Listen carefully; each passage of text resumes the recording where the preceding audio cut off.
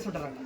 మీరు అన్నది కాదు ఈ విషయంలో మరి మీరు రెస్పాన్సిబిలిటీ ఎవరు మరి మీరే కదా. ఈ విషయమే నేను ఎంఈఓ సార్కి ఎవరికి ఏమని చెప్తారు మరి? ఇప్పటికైనా ఏమైంది మేడం చెప్పండి. చెప్తాను కదా. ఇప్పుడు అమ్మ మీరు ఒక 10 నిమిషాలు మేడం దగ్గర మాట్లాడండి. నిజంగా కూడా ఐడియా రావాలి పొద్దున మీరు జాగ్రత్త పడాలి. ఏమన్నా నిజంగా మిస్టేక్ మీ అమ్మాయి చేస్తే కూడా ఇప్పుడు ఏదైనా ఉన్న బాధ్యత మొత్తం మీకైతే ఇవన్నీ ఏం జరిగినా మనం తెలుసుకోండి. ఇంతకుముందు గతంలో కూడా ఇదే స్టోరీ అన్న. వేరే వాళ్ళది కూడా వచ్చి వాళ్ళ పిల్లలు కూడా ఇద్దరు ఇట్లా ఒకరొకరు ఇప్పుడు క్లాసులు ఉన్నప్పుడు అమ్మాయి దిక్కు ఎందుకు చూస్తావు, అందరు క్లాసులలో ఉంటే నువ్వు ఆమె దిక్కు ఎందుకు చూస్తావు, పక్కన ఆడేందుకు కూర్చుంటావు, భోజనం ఒకతానే పక్కన కూర్చొని తింటారు ఏంది మీద అని వాళ్ళకు లేనిపోని కూడా వాళ్ళకి వెంటబట్టి ఆ పిల్లలు లాస్ట్ ఇంతకుముందు 10th అయిపోయింది వాళ్ళు క్లాసుల్లో మీరు లేపించేది ఇదే ఉన్నట్లు మేడం. పిల్లలకి లేని ఆలోచనలు మీరు నేర్పిస్తున్నారు. మీ కింద కూడా గతంలో కూడా చెప్పినా మేడం ఇట్లాంటి కరెక్ట్ కాదు మార్చుకోండి. మీరు అనుకోండి మేడం పదే కౌన్సిలింగ్ ఇవ్వండి. కానీ అందరి ముంగలంటే పక్కన విద్యార్థులు ఉంటారా మేడం? నేనైతే అనలేదు. ఆ మేడం ఈ రోజు రాలేదు. కీర్తి మేడం అంటే ఇప్పుడు బయట చెప్తుంటే కదా నేను ఆమె ముందనే ఎందరి ముందు. అవును మేడం ఇన్ని జరుగుతున్నాయి కదా. మరి కీర్తి మేడం మరి ఉన్నప్పుడు మీరు ఏం చేస్తున్నారు? ఒక్కదాన్నే చేస్తారా ఇట్లా అందరూ చూసుకోండి.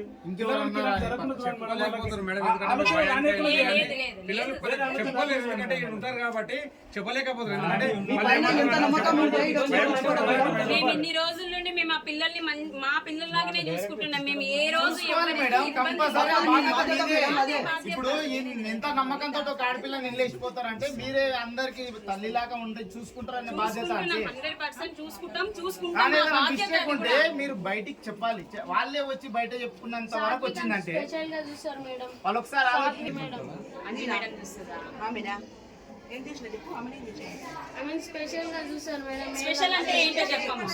చెప్తున్నా లేకపోతే ఎట్లా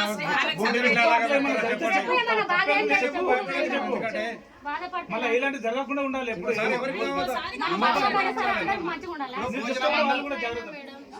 రైటింగ్ లో అయినా సరే మేడం మీరు మొక్కలు చూసి బొట్లు పెడతారు మేడం. మార్క్స్ మొక్కలను చూసి వేస్తారు మేడం. నాకు అర్థం కాదు. మొన్న ఎట్లా వేసిన మార్క్స్ ఫార్మేటివ్ ఎట్లా వేసినావు అట్లా వేసినాం మార్క్స్. కాదమ్మా పక్కన కూర్చొని పెట్టుకొని తిని పెట్టుకుంటారా?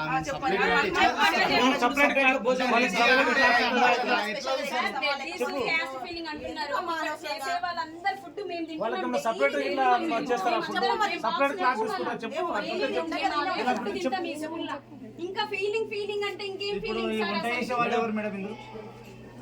అది ఒకటి క్లియర్ చేయాలి మీరు.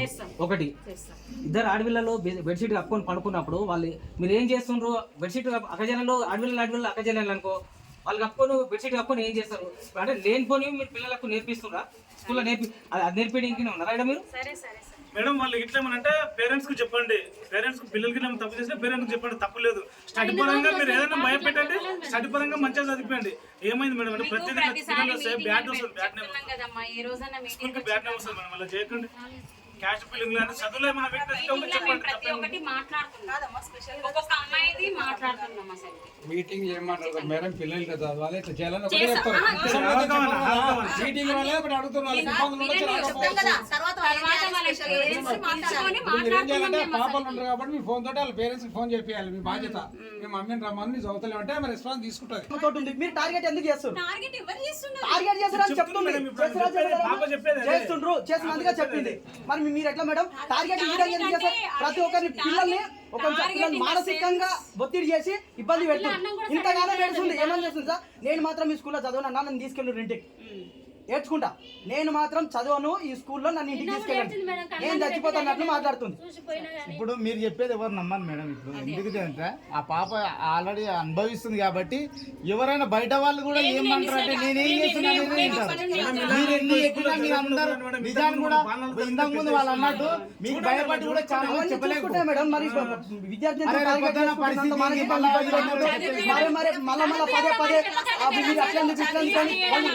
రాని ఆలోచన మీరు రప్పిస్తారు. మేడం అది గతంలో ఒక్క నిమిషం చెప్పిన దగ్గర ఇది ఒక్కటి కాదు మేడం, ఇంతకు ముందు గతంలో కూడా జరిగింది. ఇది మళ్ళీ రిపీట్ అవుతుంది. రాకూడదని ఇంతకు ముందు కూడా చెప్పినా మళ్ళీ వచ్చి ఇదే రిపీట్ అవుతుంది. కరెక్ట్ బాలరాజ్, పాతది కరెక్టే. క్యాష్ ఫిల్లింగ్ కూడా క్యాష్ ఫిల్లింగ్ పెట్టకూడదు మేడం, అది కూడా చెప్పినా. రిపీట్ అవుతుందనే ఇప్పుడు మళ్ళీ మాట్లాడేది. రిపీట్ అవుతుంది. ఇది మార్చుకోండి ఇంతకు ముందు గతంలో కూడా చెప్పినా, మళ్ళీ ఇదే రిపీట్ అవుతుంది. ఇది పబ్లిక్ గా ఇది మాట్లాడొద్దు కరెక్ట్ కొన్ని. మేడం, చెప్పేది నీ కరెక్ట్ పద్ధతి కాదు. మీరు ఏ మార్చుకోండి లెక్కల గతంలో సాల్వ్ కూడా చేస్తారో చెప్పినా. చేయండి. మరి మీరు ఏమంటారంటే బయటికి చెప్పని ఉంటాయి అనుకో. చేయండి, అది ఎట్లా సాల్వ్ చేయాలో చేసుకోండి మేడం. దాంట్లో మేము తప్పు పడతలేం కదా. కౌన్సిలింగ్ ఇప్పియాలి. రేపు పొద్దున్న ఇంకా ఇంకా మేజర్ జరుగుతాయి. ప్రాబ్లం ఎవరిది? మీరే అది ప్రాబ్లం చిన్న అవుతుంది. మైండ్ సెట్ మేడం, ఒకటే ఏదైనా ఫిక్స్ అయినట్టు అది చేసిన దగ్గర Correct. చిన్న మైండ్ సెట్ వాళ్ళది. ఏ విధంగా ఆలోచిస్తే ఆ విధంగా చేసి పడేస్తారు. అట్లుంటది వాళ్ళది. వాళ్ళని మన జాగ్రత్త చూసుకోవాలి. ఇంట్లో ఉండరు కాబట్టి తోలిచిపోయారంటే రెస్పాన్సిబిలిటీ మీదే. మాదే. పాపకి ఏమైనా సరే జ్వరం వచ్చినా దగ్గు వచ్చినా రేపు పొద్దున్న ఇంకేదైనా కూడా మీరే బాధ్యులు. దానికి మీరు బాధ్యత వహించాలి. ఖచ్చితంగా విద్యార్థి అనేది మీరు సర్దిద్దాలు లోపల తీసుకొని కౌన్సిలింగ్ ఇవ్వాలి. ఇది కాదు మేడం, కరెక్ట్ పద్ధతి కాదని ఒకసారి నచ్చ చెప్పాలి. పొద్దున్న హిమబిందు నువ్వు నా రూమ్ లోకి వచ్చే చెప్పినా నేను మొత్తం చెప్పినా మన బాల ఆ అమ్మాయిని నేను ఆ అమ్మాయిని ఒక్కదానే చదివించిన డైలీ. ఒక్కదాన్ని ఏం లేదు మేడం, అందరూ నేను ఇప్పుడు చెప్తున్నా, నువ్వు ఆన్సర్ ఇప్పుడు చెప్తున్నా.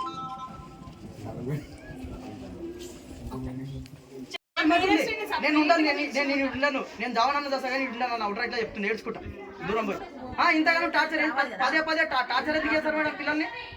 ఆల్రెడీ ఇష్యూస్ జరుగుతున్నాయి మేడం.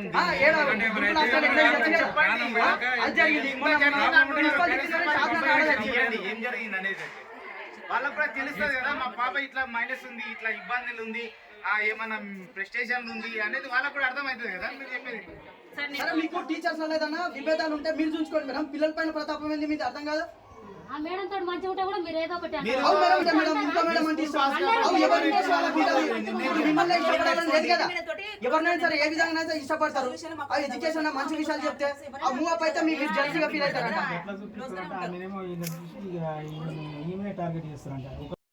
ఎవరైతే డల్ స్టూడెంట్స్ ఉన్నారో వాళ్ళని డైలీ నేను చదివిస్తాను. ఒకరిని టార్గెట్ చేయడం అని కాదు, ప్రతిరోజు నేను మా డైలీ యాక్టివిటీ ప్రేయర్లో డైలీ యాక్టివిటీ ఒక 5 minutes రీడింగ్ ఛాలెంజ్ అనే ప్రోగ్రాంలో భాగంగా మేము చేస్తాం సార్. ఈ అమ్మాయి స్పెషల్గా తనను ఇది తీసుకున్నట్టుంది. సో దానికి మేమైతే నెక్స్ట్ నుండి మేము ఆ రీడింగ్ ఛాలెంజ్ ఆపేస్తాం సార్. ఇంకా మేము ఎందుకంటే ఒక అమ్మాయి నెక్స్ట్ 10th క్లాస్కి వెళ్తుంది అన్నప్పుడు మనకు ఒక సెంటెన్స్ అనే పారాగ్రాఫ్ అనేది ఫ్లూయెంట్గా రావాలి. దెన్ నెక్స్ట్ 10th క్లాస్లో తను ఈజీగా ఇదే అవుతుంది అని చెప్పేసి మేము చదివిస్తాం. 6th to 10th ఇలాగే ఉంటుంది సార్. డైలీ రీడింగ్ ఛాలెంజ్ ఉంటుంది. అందులో భాగంగా అమ్మాయిని చదివించినాం. ఆ అమ్మాయి కొంచెం స్పెషల్ కేర్ నన్నే తీసుకుంటుంది అని ఫీల్ అవుతున్నట్టుంది. అంతకుమించి ఇందులో అందరూ ఉన్నారు. ప్రతిరోజు క్లాస్కి 5 members ఉంటారు సార్. ఆ 5 membersని ఖచ్చితంగా ప్రతి టీచర్ చదివిస్తూనే ఉంటుంది సార్.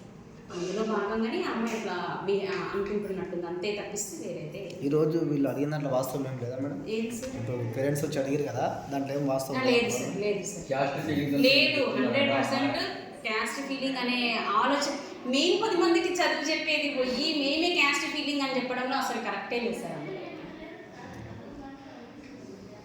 వేరే విద్యార్థులను కూడా మీరు టార్గెట్ చేస్తున్నారని తెలుస్తుంది. లేదు లేదు సార్, టార్గెట్ ఎందుకు చేస్తాం సార్? మేము ఎంతసేపు చదవండి అని చెప్తాం. అంతకుమించి టార్గెట్ చేయడానికి వాళ్ళు మా రిలేటివ్స్ లేకపోతే వాళ్ళు మాకు స్టూడెంట్స్. ఎంతసేపు ఉన్నా రావాలి, చదవాలి, వెళ్ళాలి, మేము చెప్పాలి, మా డ్యూటీ అది. అంతకుమించి ఇంకేం లేదు మేడం. టీచర్లకు కూడా పిల్లలకు దాన్ని అది చేస్తున్నారు అనేది 1% కూడా ఛాన్సే లేదు సార్. ఎవరి డ్యూటీస్ వాళ్ళకు ఉంటే, ఎవరి ఇది వాళ్ళ పీరియడ్స్ ఉంటే చెప్పుకుంటారు, వెళ్ళిపోతారు. అంతకుమించి ఒకరి మీద ఒకరికి ఏది లేదు. లేవు సార్, 1% కూడా లేదు. పీటీ మేడంకి ఇతర టీచర్లకు వాడక కూడా పీటీ మేడంతో క్లోజ్గా ఏ స్టూడెంట్ అయితే మూవ్ అవుతారో ఆ స్టూడెంట్ను టార్గెట్ చేస్తారంటున్నారు. ఛాన్సే లేదు సార్. ఆ మేడం వచ్చేది మార్నింగ్ టైం వస్తుంది సార్. ఆమె టైం వరకు ఆమె ప్రేయర్ చేయించి 10 o'clockకి వెళ్ళిపోతుంది. ఆ టైంలో మేము వాళ్ళు ఆ పిల్లలు ఎట్లుంటారో ఆ టైంలో మాకే తెలియదు అసలు. ఆమెతో క్లోజ్గా ఉంటారు పిల్లలు. జనరల్గా పీఈటీస్కి ఎక్కడైనా సరే మంచి కమ్యూనికేషన్ కానీ, ఎందుకంటే ఆ పిల్లలు ఆడిపిస్తారు, గేమ్స్ ఉంటాయి కాబట్టి ఒక అందరు టీచర్ల కన్నా ఒక +1 mark మేడంకి ఇవ్వాల్సింది ఆ కమ్యూనికేషన్ విషయం. అట్లా ఉంటారు ఈ స్కూల్ కాదు, ప్రతి ఒక్క స్కూల్లో ఉంటారు సార్. అది అట్లా. ఓకే. సో కొన్ని విషయాలు ఈరోజు నా దృష్టికి వచ్చినాయి. ఫోన్ ద్వారా కొంత సమాచారం అందింది.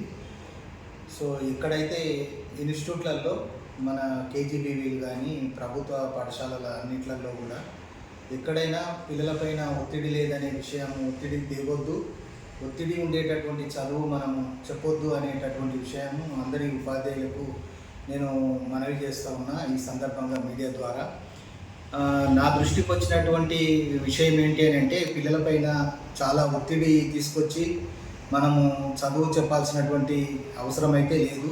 ఎందుకంటే ఈ మధ్యలో మనకు జరుగుతున్నటువంటి సంఘటనలు దురదృష్టకరమైన సంఘటనలు జరుగుతూ ఉన్నాయి. మనం గమనిస్తూ ఉన్నాం. షాద్నగర్లో కానీ మొన్నటికి మొన్న బాలనగర్ రెసిడెన్షియల్ స్కూల్లో కానీ ఈ విధమైన దురదృష్టకరమైన సంఘటనలు జరిగినాయి.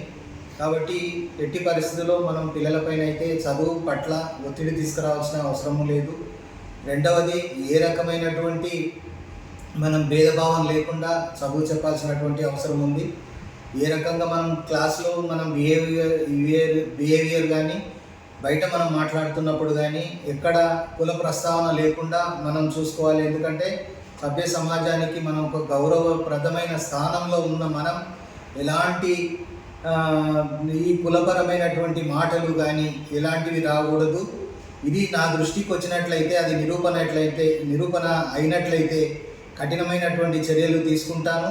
అదేవిధంగా ఈ విషయాన్ని జిల్లా విద్యాశాఖ అధికారి గారి దృష్టికి మరియు కలెక్టర్ మేడం గారి దృష్టికి ఈ విషయాన్ని తీసుకెళ్లాల్సి వస్తుంది.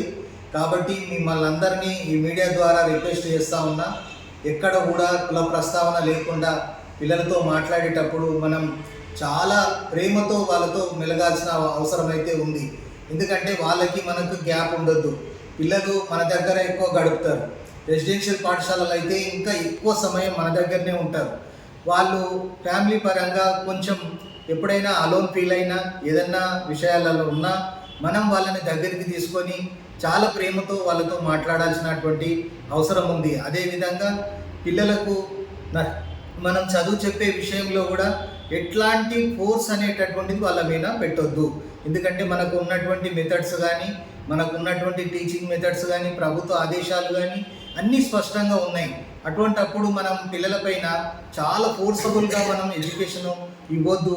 కాబట్టి మీ అందరూ కూడా దృష్టికి తీసుకొస్తా ఉన్నా, మరీ మీకు విజ్ఞప్తి చేస్తూ ఉన్నా, ఏ పాఠశాలలో కూడా ఎట్లాంటి ఇబ్బందులకు గురి చేయకుండా పిల్లలతో చాలా మంచి వాతావరణంలో మంచి మాటలతో వాళ్ళను ప్రేమతో మీరు దగ్గరికి తీసుకొని వాళ్ళకు చదువు చెప్పాల్సినటువంటి అవసరం ఉంది.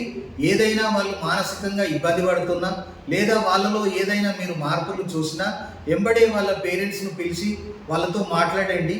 వాళ్ళతో ఆ విధంగా మనము పేరెంట్స్ కలిసినట్లయితే ఈ సమస్యలకన్నిటికీ పరిష్కారము చెప్పిన వాళ్ళం అవుతాము. కాబట్టి దయచేసి మీరందరూ కూడా ఒక మంచి విజ్ఞానవంతులు కాబట్టి ఎక్కడ కూడా ఎలాంటి పరుషమైనటువంటి పదాలు ఎట్టి పరిస్థితుల్లో వాడకూడదని, ఒకవేళ వాడినట్లు రుజువైనట్లయితే కఠినమైనటువంటి చర్యలు తీసుకోబోతున్నానని ఈ సందర్భంగా మిమ్మల్ని హెచ్చరిస్తూ ఉన్నాం. ఈ ఉదయం నా దృష్టికి వచ్చింది. ఇది పత్రికా విలేకరులు కొందరు మిత్రులు ఫోన్ చేశారు. సో నేను ఈరోజు బిజీ షెడ్యూల్లో ఎలక్షన్ సంబంధించిన ఆర్డర్స్ తయారీ చేయడంలో తర్వాత మా పాఠశాలలో సెల్ఫ్ గవర్నమెంట్ ఉన్న కారణం చేత నేను అక్కడికి రాలేకపోయినాను. రేపు నేను అక్కడ ఆ పాఠశాలను సందర్శించి మొత్తము ఎంక్వైరీ రేపు చేస్తాను. చేసి మీకు ఆ రిపోర్టు మీకు అందజేస్తాను.